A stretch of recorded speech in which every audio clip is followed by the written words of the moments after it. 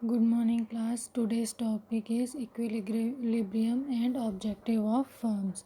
Means firm क्या है plus firm की इक्विलिब्रियम कंडीशन क्या है और उसके अकॉर्डिंग पर्टिकुलर जो भी कंडीशन अराइज होती है वो क्या क्या होती है उसके बारे में हम इसमें डिटेल में समझेंगे। इसके लिए सबसे पहले हमको समझना पड़ेगा मीनिंग ऑफ फर्म। फर्म क्या है? जनरली फर्म वो यूनिट होती है जिससे हम क्या करते हैं, प्रॉफिट अराइज करते हैं। मीन्स जो फर्म क्रिएट करता है वो क्या करता है, पर्टिकुलर किसी भी एक तरह के प्रोडक्ट का बनाना शुरू करता है और फिर उसे क्या करता है, सेल आउट करना शुरू करता है। और उसके सेल आउट करने का परचेस क्या ऑब्जेक्टिव क्या होता है, ज़्यादा से ज़्यादा प्रॉफिट अर्न करना। तो ये आपका क्या है, मीनिंग ऑफ फर्म। मीन्स किसी भी तरह के प्रॉफिट को अर्न करने के लिए किसी भी तरह का अगर हम प्रोडक्शन शुरू करते हैं तो उस यूनिट को हम क्या कहते हैं, फर्म कहते हैं। अब नेक्स्ट है meaning of firms equilibrium. Means firm के संतुलन का अर्थ। इसमें इक्विलिब्रियम कंडीशन से क्या मतलब है, वो सिचुएशन जिसमें क्या होता है, जो फर्म है वो टोटली क्या होती है, जो प्रेजेंट में उसका प्रोडक्शन हो रहा है उससे वो टोटली क्या रहती है, सेटिस्फाई रहती है और उसमें वो किसी भी तरह का कोई चेंजेस नहीं चाहती है। मीन्स यहाँ पे उसका प्रॉफिट क्या होता है, मैक्सिमम होता है। या फिर आप कह सकते हो कि यहाँ पे उसका जो लॉस है वो क्या होता है, सबसे कम होता है। तो इस कारण से वो क्या करते हैं, अपनी कंडीशन में किसी भी तरह का चेंज नहीं करना चाहता, ना ही प्रोडक्शन बढ़ाना चाहता है और ना ही प्रोडक्शन को क्या करना चाहता है, कम करना चाहता है। तो उस कंडीशन को ही, जो जिस पॉइंट पे आके वो रुका रहता है उसे ही हम क्या कहते हैं, आपका फर्म्स इक्विलिब्रियम कंडीशन। ठीक है, तो ये वो कंडीशन होती है जहाँ पे उसको ज़्यादा से ज़्यादा क्या होता है, प्रॉफिट अर्न होता है। तो इसमें जनरली दो कंडीशन होती है मेनली। ये कंडीशन क्या होती है, फर्स्ट कंडीशन होती है the price of the product और सेकंड होता है the quantity to be produced. ठीक है, तो एक तो प्राइस का डिपेंड करता है कि किस तरह की प्राइस सिचुएशन होगी और दूसरा मेनली डिपेंड करता है कि क्वांटिटी क्या होगी, जिसमें कि हम क्या बने रहे, कंटिन्यूएशन में इक्विलिब्रियम की कंडीशन में बने रहें और कहीं पे किसी तरह की दिक्कत ना हो। तो सबसे पहले हम समझेंगे अकॉर्डिंग टू प्राइस। प्राइस हम किस तरह डिसाइड करते हैं ये हम पहले ही जानते हैं। तो जैसे कि यहाँ पे ग्राफ में आपको समझाया हुआ है कि आपका क्या है, डिमांड, ठीक है, और सप्लाई, जहाँ पे एक दूसरे को जिस पॉइंट पे कट करते हैं उस पॉइंट को हम क्या बोलते हैं, जो आपका यहाँ पे है ई पॉइंट। ये आपका क्या है, मेन ऐसा पॉइंट है जहाँ पे आपका डिमांड और सप्लाई एक दूसरे के क्या है, टोटली इक्वल है। या फिर यहाँ पे आप कह सकते हो कि टोटल जो एवरेज रेवेन्यू है वो किसके इक्वल है, मार्जिनल रेवेन्यू के इक्वल है, क्योंकि दोनों में कंडीशन में हमको क्या मिल रही है, बिल्कुल स्ट्रेट लाइन मिल रही है। ठीक है, तो ओपी जो आपका है वो क्या प्रेजेंट कर रहा है, आपके टोटल बैलेंस वाली कंडीशन को प्रेजेंट कर रहा है। मींस इस कंडीशन में फर्म क्या है, इक्विलिब्रियम कंडीशन में है। तो इस तरह से हम कह सकते हैं जब A R equals to M R होता है। मीन्स या दूसरी तरीके से आप इसे कह सकते हैं, जब डिमांड किसके अकॉर्डिंग होती है, ठीक सप्लाई के अकॉर्डिंग होती है, यानी बीइंग सप्लाई ठीक वैसे ही होती है जितनी की डिमांड हो रही है। तो उस जो कंडीशन में जो हमको ई पॉइंट मिलता है वही क्या होता है, इक्विलिब्रियम कंडीशन होती है। ठीक है, तो ये किसके अकॉर्डिंग था, प्राइस के अकॉर्डिंग। अब सेकंड है अकॉर्डिंग टू क्वांटिटी। क्वांटिटी के अकॉर्डिंग क्या है, हम ये फोकस करते हैं कि जो टोटल आपका क्वांटिटी है उसमें क्या होना चाहिए, टोटल रेवेन्यू और टोटल जो कॉस्ट अप्रोच है वो दोनों कैसा होना चाहिए, इक्वल होना चाहिए। ठीक है, रेवेन्यू और टोटल कॉस्ट अगर इक्वल है ठीक है, या फिर मार्जिनल रेवेन्यू और मार्जिनल कॉस्ट, ये दोनों क्या हैं, इक्वल हैं। तो ये दो ऐसी कंडीशन हो सकती है जिसमें हम क्या मान के चलते हैं कि हमारा जो कंडीशन होगा, यानी जो हम प्रॉफिट का जिस इक्विलिब्रियम कंडीशन के बारे में हम सोच रहे हैं वो पॉइंट हमको किस कंडीशन में मिलेगा। तो इसके लिए हम क्या करते हैं, मेन फोकस किस में करते हैं, जनरली हम जैसे इसमें ग्राफ में दिया हुआ है, ठीक है, इक्विलिब्रियम जो कंडीशन है उसके अकॉर्डिंग क्या होता है, जो मार्जिनल रेवेन्यू है और जो मार्जिनल कॉस्ट है वो क्या होने चाहिए, इक्वल होने चाहिए, ठीक है। या जो मार्जिनल रेवेन्यू है वो क्या होनी चाहिए, एक जैसे ये ग्राफ में आपको दिखाया गया है, जैसे कि आउटपुट है किस में प्रेजेंट कर रहा है, ओ एक्स में प्रेजेंट कर रहा है, ठीक है। टोटल रेवेन्यू एंड कॉस्ट किस में प्रेजेंट कर रहा है, ओ वाई में प्रेजेंट कर रहा है। अब देखिए यहाँ पे जो टी आर है, T R means total revenue, ठीक है, वो किस में प्रेजेंट हो रहा है, स्ट्रेट लाइन में प्रेजेंट हो रहा है। और दूसरा जो आपका टी सी है मीन्स टोटल कॉस्ट है, वो देखिए उसका कर्व ऐसे बन रहा है, ठीक है। तो अब यहाँ पे देखने से आपको समझ आ रहा है कि जो टोटल कॉस्ट है वो क्या होता है, टोटल रेवेन्यू के अकॉर्डिंग पहले क्या होता है, ये ज़्यादा रहता है, ठीक है, फिर ये क्या होता है, कम होने लगता है, फिर एक कंडीशन के बाद फिर से ये क्या होने लगता है, बढ़ने लगता है। ये कंडीशन क्या किसके कारण होती है, जैसे जैसे हम आउटपुट नए नंबर ऑफ प्रोडक्ट क्या करते जाते हैं, बढ़ाते जाते हैं, तो हमारा जो टोटल कॉस्ट है वो क्या होते जाता है, पर यूनिट कम होते जाता है, जिससे कि हमारा प्रॉफिट जो है कंटिन्यूएशन में क्या होते जाता है, इंक्रीज होते जाता है। तो इसमें जो कंडीशन है, जैसे कि यहाँ पे जो प्रेजेंट हो रहा है एफ़ से लेकर ए तक की कंडीशन, एफ़ से लेकर जो ए तक की कंडीशन है, जनरली ए को हम क्या बोलेंगे, इक्विलिब्रियम पॉइंट नहीं कहेंगे, ये क्या होगा आपका ब्रेक इवन पॉइंट होगा। ब्रेक इवन पॉइंट का मतलब क्या होता है, जहाँ पे ना आपको प्रॉफिट हो रहा है ना आपको क्या हो रहा है, लॉस हो रहा है। मीन्स अगर ओ एम प्रोडक्ट आप एज आ आउटपुट निकालते हो और उसे बेचते हो तो उसके अकॉर्डिंग आपको कौन सी सिचुएशन मिलेगी, नो प्रॉफिट नो लॉस वाली कंडीशन मिलेगी। और जैसे ही आप इसके आगे बढ़ेंगे आपका प्रॉफिट क्या होते जाएगा, इंक्रीज़ होते जाएगा, और कॉस्ट क्या होते जाएगा, रिड्यूस होते जाएगा। यानी जैसे जैसे नंबर ऑफ़ आउटपुट आप क्या करते जाओगे, इंक्रीज़ करते जाओगे। लेकिन एक लेवल ऐसा आएगा, जैसा कि यहाँ पॉइंट ई में प्रेजेंट हो रहा है, पॉइंट ई के बाद जो टोटल कॉस्ट है वो पर यूनिट क्या होते जाएगा, इंक्रीज़ होते जाएगा, और कुछ समय बाद ये क्या करेगा, टोटल रेवेन्यू को भी क्रॉस कर देगा। तो उस कंडीशन में हमको नहीं जाना है। उस कंडीशन में क्या होगा, टोटल कॉस्ट ज़्यादा हो जाएगा और उसके अकॉर्डिंग टोटल रेवेन्यू यानी टोटल जो आपकी इनकम है या प्रॉफिट है वो क्या होने लगेगा, कम होने लगेगा।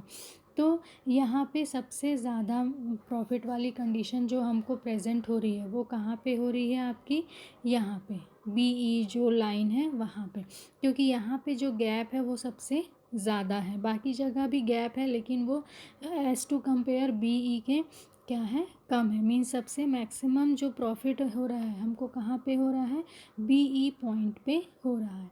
तो ये ही क्या होगा आपका इक्विलिब्रियम पॉइंट, जहाँ पे आपका प्रॉफिट सबसे ज़्यादा है और कॉस्ट की जो कंडीशन है वो क्या है, सबसे कम है। मीन्स जहाँ पे कॉस्ट सबसे कम होगा और आपका रेवेन्यू इनकम मार्जिनल जो है सबसे ज़्यादा होगा, उस कंडीशन को हम क्या बोलेंगे, इक्विलिब्रियम पॉइंट कहेंगे, ठीक है। इसके थ्रू हम क्या कर सकते हैं, टोटली क्लियर कर सकते हैं कि कहाँ पे हमको टोटल कौन सा वो एरिया है जहाँ पे हमको क्या करना चाहिए, सबसे ज़्यादा प्रॉफिट अर्न करने का मौका मिलेगा, तो उसके अकॉर्डिंग हमारी आउटपुट की सिचुएशन क्या होगी। तो इससे क्लियर हो जाता है कि अगर हम एम पॉइंट पे मींस ओ एम कंडीशन के अकॉर्डिंग आउटपुट निकालेंगे कि क्वांटिटी जो है अगर हमारी ओ एम रहेगी तब हमको सबसे ज़्यादा क्या मिलेगा, प्रॉफिट मिलेगा।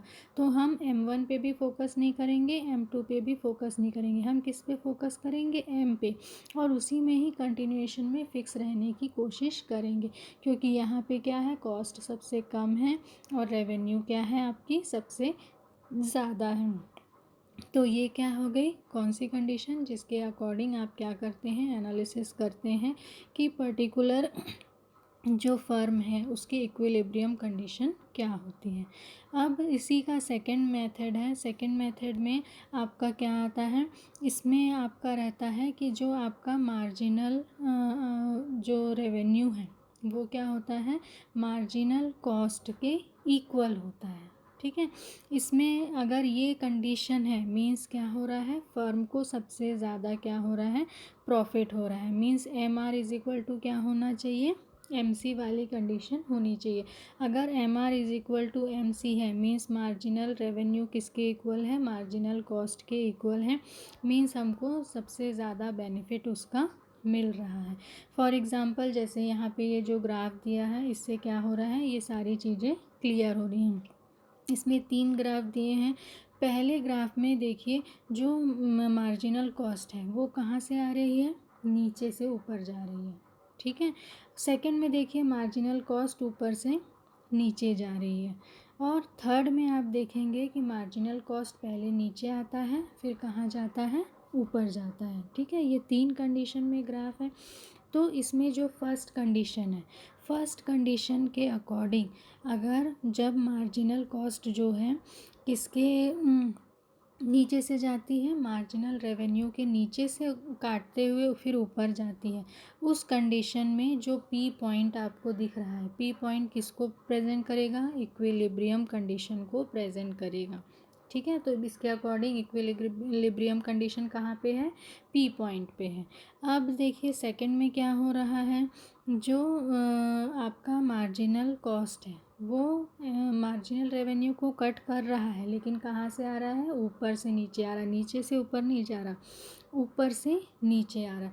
इसमें भी हमको पॉइंट क्या मिल रहा है, P मिल रहा है, लेकिन हम इसको इक्विलिब्रियम कंडीशन नहीं कहेंगे। ठीक है, क्योंकि ये कहाँ से काट रहा है, लाइन को ऊपर से काट रहा है।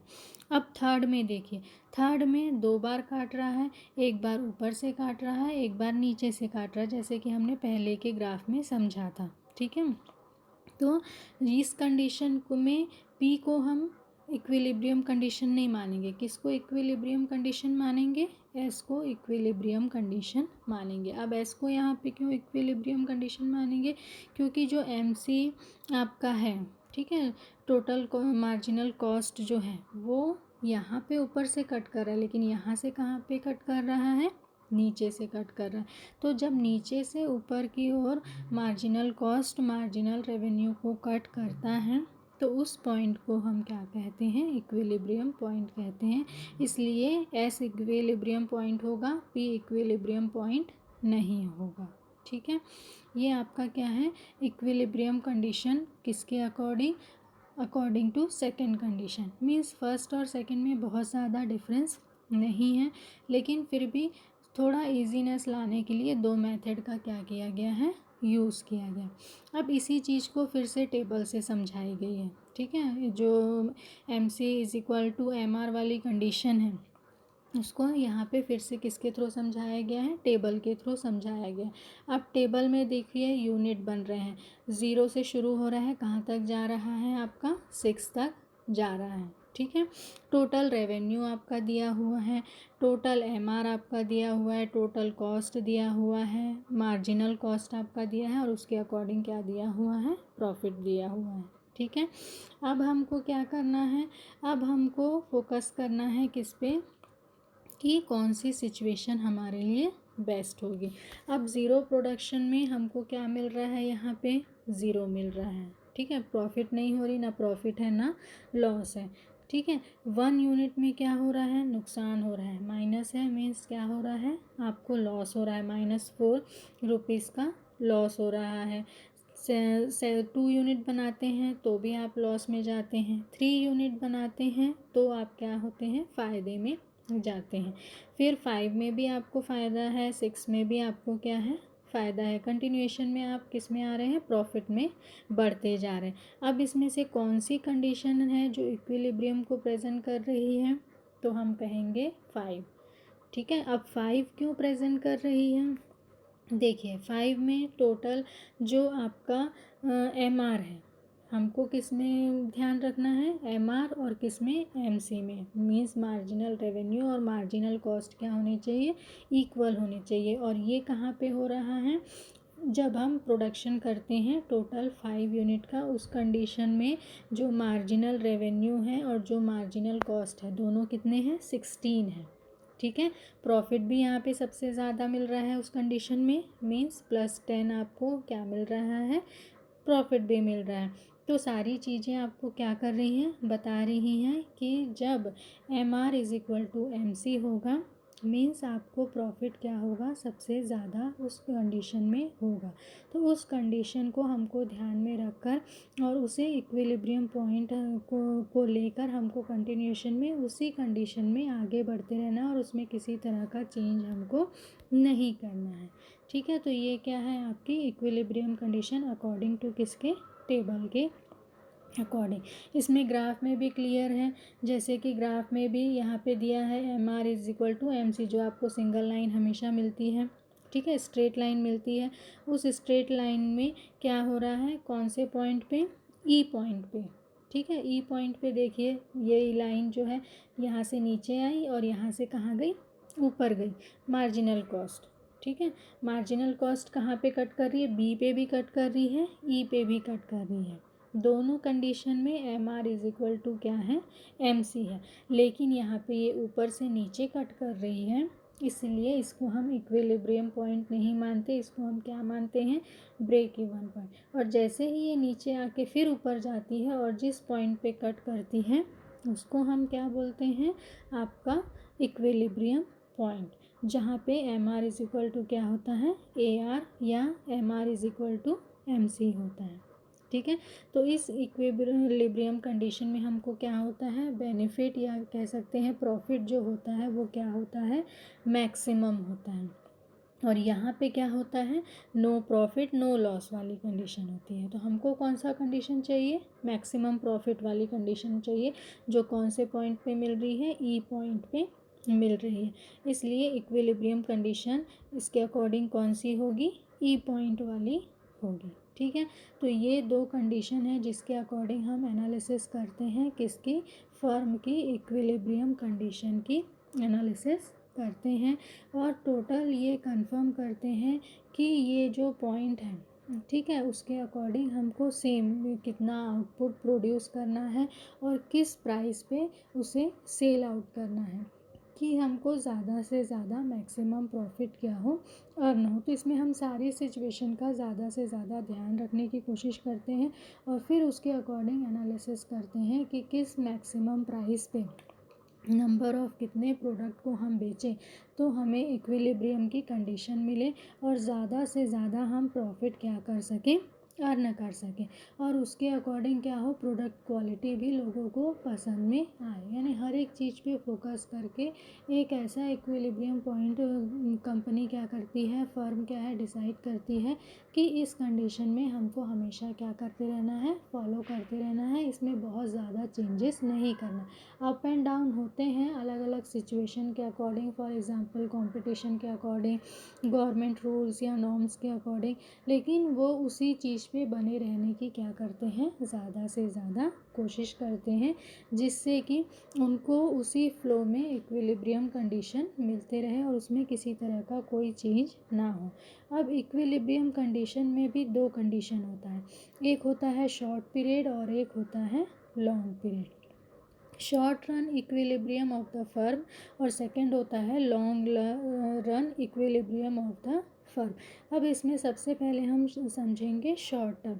शॉर्ट टर्म में क्या होता है, जो एक पर्टिकुलर शॉर्ट पीरियड होता है उससे रिलेटेड हम क्या करते हैं, फोकस करते हैं। इससे भी पहले हमने कई चीज़ों को शॉर्ट टर्म और लॉन्ग टर्म में बांटा है। तो उसमें क्या कंडीशन रहती थी कि शॉर्ट टर्म में जो भी कहना चाहिए कॉस्ट होता है उसको 2 पार्ट में बांट देते हैं, फिक्स्ड और वेरिएबल में। जबकि लॉन्ग में हम इस तरह की चीज़ों को फिक्स्ड और वेरिएबल में नहीं बांटते, उसमें सारी चीज़ों को हम क्या मान के चलते हैं, वेरिएबल मान के चलते हैं। सेम यही चीज़ यहाँ पे भी क्या होती है, अप्लाई होती है। ठीक है, यहाँ पे भी क्या होता है, M C is equal to क्या होगा, एम आर होगा, और इसके अकॉर्डिंग ही हमको इक्विलिब्रियम कंडीशन अराइज होगी।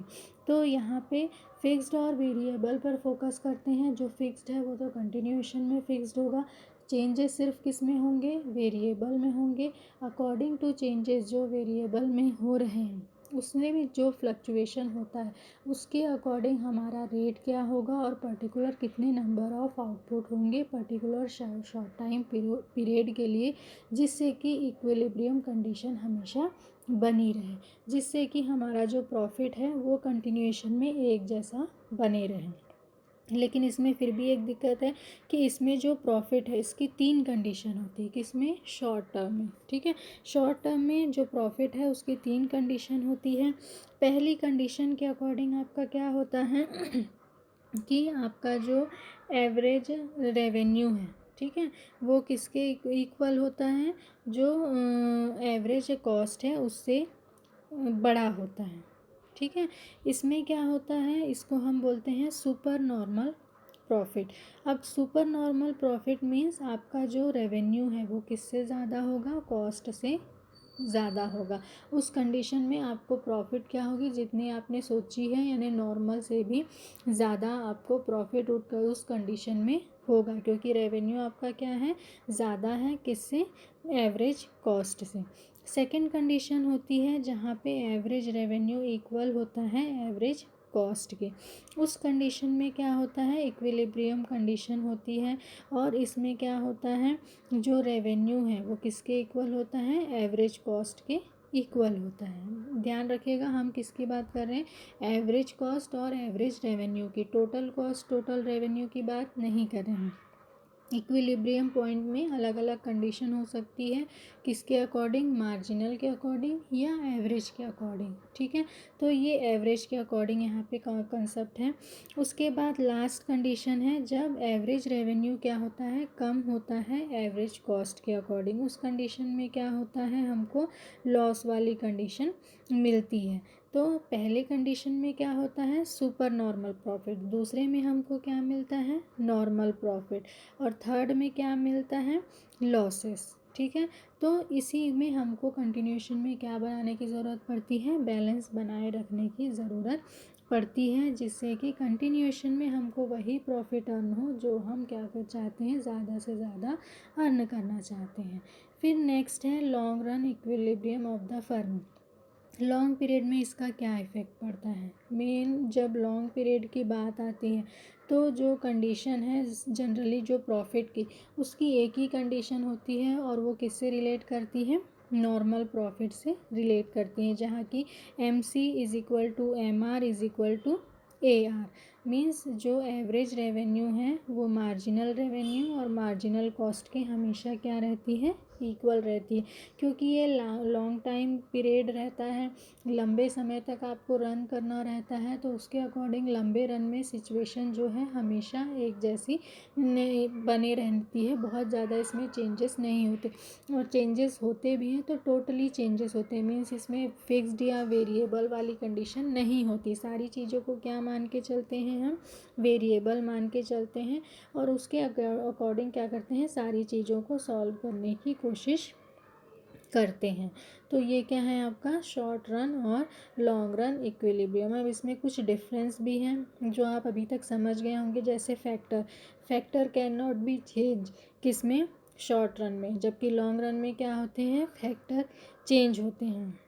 सप्लाई इसमें कैसे होता है, अलग अलग अकॉर्डिंग टू जो वेरिएबल फैक्टर हैं उसके अकॉर्डिंग, जबकि लॉन्ग रन में क्या होते हैं, सभी फैक्टर क्या होते हैं, वेरिएबल होते हैं। फिर डिमांड एंड सप्लाई, डिमांड कैसी होती है इसकी, अकॉर्डिंग टू सप्लाई, या इसमें क्या होते हैं, अलग अलग कंडीशन राइज होती है। जबकि जो लॉन्ग रन में है उसमें क्या होता है, डिमांड और सप्लाई हमेशा क्या रहते हैं, इक्वल रोल में रहते हैं। प्रॉफिट की शॉर्ट टर्म में दो कंडीशन होती है। पहली होती है सुपर नॉर्मल प्रॉफिट, दूसरी होती है नॉर्मल प्रॉफिट और तीसरी होती है लेज़र। जबकि लॉन्ग रन में क्या होता है, इक्विलिब्रियम फर्म की कंडीशन में हमेशा नॉर्मल प्रॉफिट ही होता है। Average cost equals to minimum average cost. ठीक है, प्राइस का हमेशा जो इक्विलिब्रियम प्राइस है उसको हम किसके इक्वल मान के चलते हैं, जो मिनिमम एवरेज कॉस्ट है उसके इक्वल मान के चलते हैं। और इसमें सेकंड में भी लॉन्ग रन में भी हम इसी पे फोकस करते हैं। तो ये आपका क्या हो गया, equilibrium of firm means firm की इक्विलिब्रियम कंडीशन, और उसको किस तरह से हम कैलकुलेट करते हैं और एनालिसिस करते हैं कि पर्टिकुलर जो कंपनी है उसकी इक्विलिब्रियम कंडीशन क्या होगी, और उसमें हम कंटिन्यू कैसे अपने फर्म को रन करें। Thank you.